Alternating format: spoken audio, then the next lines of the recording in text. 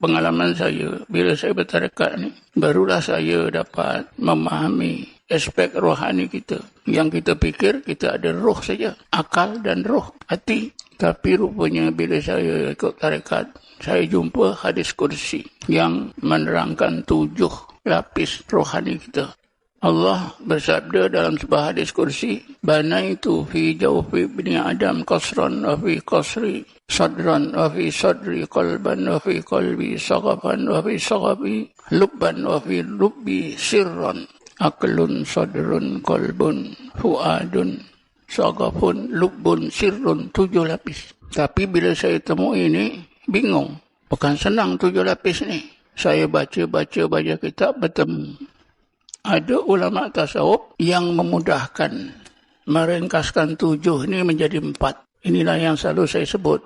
Yang 4 ni ialah aklun, kedua qalbun, ketiga ruhun, keempat sirrun. Diterangkan apa kegunaannya. Al-aqlu lil ma'kulat. Akal itu untuk menerima kebenaran yang masuk akal. Wal qalbu lil mafhumat. Hati itu untuk memahami, terutama yang akal tak boleh faham. Wal ruh lil mustahadah.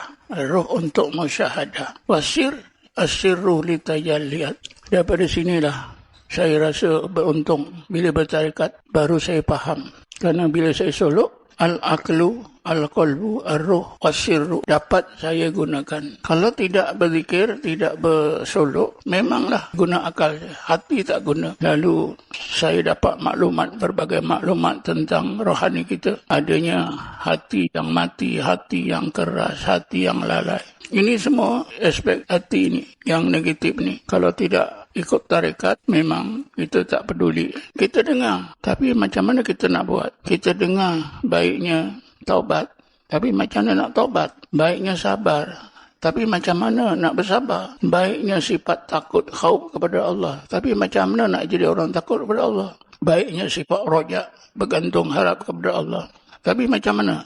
Begitu juga zuhud, tawakal, redha, mahabbah. Ini semua saya baca. Tapi saya soal saya macam mana nak dapat ni semua? Adakah cukup dengan solat, dengan puasa? Tapi ini semua dapat jawapan bila saya bertarekat, nak sebanding saya bersolok. Barulah saya rasa sangat beruntung.